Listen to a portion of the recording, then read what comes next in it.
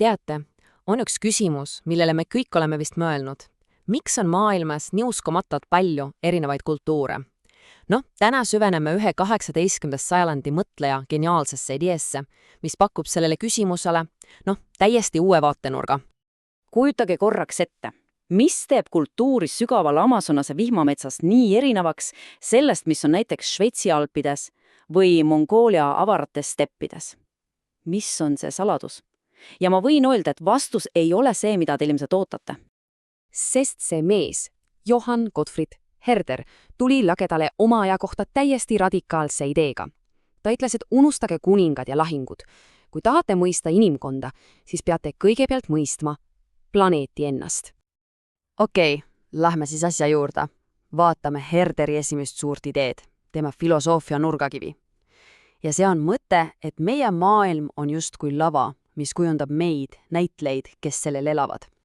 Ja Herderi jaoks olid mäed, need on nagu maa selgroog.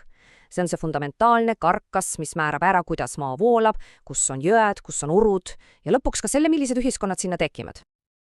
Ta väitis, et iga kontinendi geograafia, selle kuju ja kliima lausa nikerdab välja seal elavate inimese saatuse. Ja sellel võimsal ideel on tegelikult ka nimi, geograafiline determinism. Pange see nimi tähele, sest see on Herderi mõtlemise absoluutne tuum. Ja vaadake, kuidas ta seda rakendas. Ta võttis näiteks Aasia, tohutu ühtlane maamas. Tema meelest soodustas see sügavalt juurdunud muutumatuid traditsioone ja isegi despotismi. Ja siis Euroopa, täiesti teine lugu, killustatud, täis meresid, lahtesid, mägesid. See lõi Herderi sõnul sellise rahvaste turuplatsi, kus erinevad ideed ja kombed pidid pidevalt omavahel võistlema ja segunema. See lausa sundis mitmekesisust peale.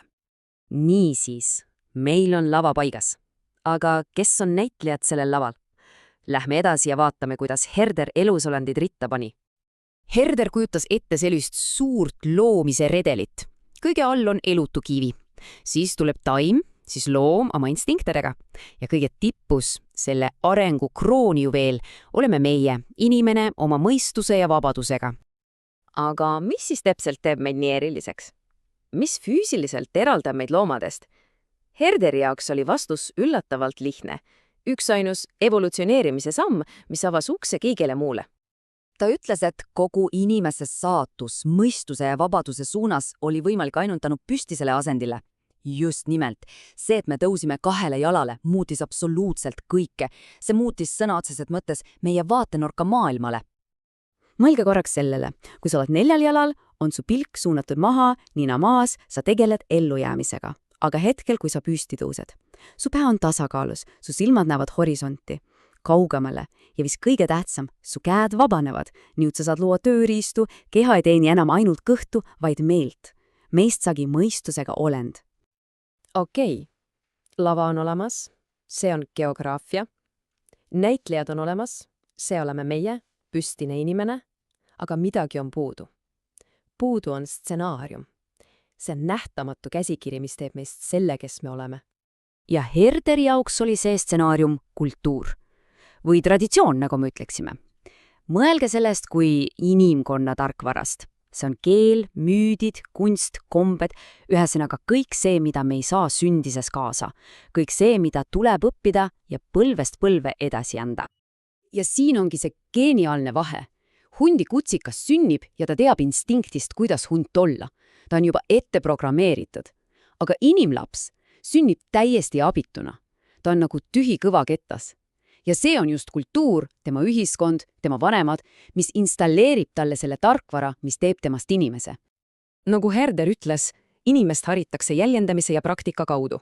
Me õpime vaadates teisi. See ongi traditsioon. See on see katkematu ahel, mis seob meid meie esivanematega ja ulatub tagasi inimkonna koidikusse. Niisiis, need 3 asja kokku, lava, näitlejad ja stsenaarium, andsid täiesti uue viisi, kuidas ajaloost mõelda. Ja Herderi pärand on meiega tänaseni, tõstatades päris olulisi küsimusi. Sest ta õpetas meid nägema igat kultuuri kui omaette tervikut.